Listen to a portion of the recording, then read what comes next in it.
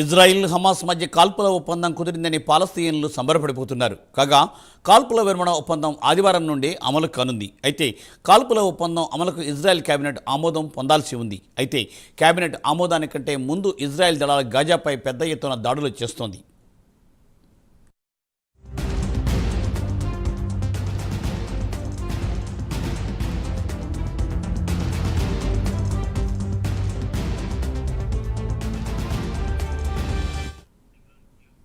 తాజాగా Gaza వెస్ట్లోని all రిమాల్ ఏరియాలో Israel పెద్ద ఎత్తున బాంబుల వర్షం కురిపించింది.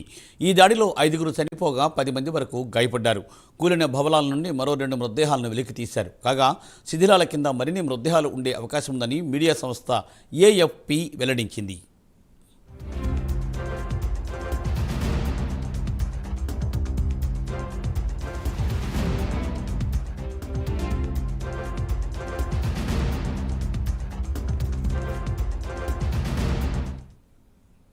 ఇది ఇలా ఉండగా ఇజ్రాయెల్ ప్రధానమంత్రి నెతన్యాహు మాత్రం హమాస్ ఒప్పందం నుండి వెనక్కు తగ్గేందుకు ప్రయత్నిస్తోందని ఆరోపించారు.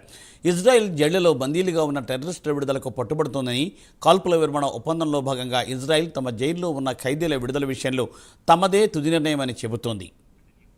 పెద్ద సంఖ్యలో హత్యలు చేసిన టెర్రరిస్టులను విడుదల చేయాలని హమాస్ డిమాండ్ చేస్తోంది. హమాస్ బ్లాక్మెయిల్కు తాము లొంగబోమని తేల్చి చెబుతున్నారు నెతన్యాహు. ఇదిలా ఉండగా నెతన్యాహు మాత్రం డీల్కు సంబంధించి పూర్తి వివరాలు, షరతులపై తాను సంతృప్తి చెందితేనే ప్రకటన విడుదల చేస్తామని స్పష్టం చేస్తున్నారు.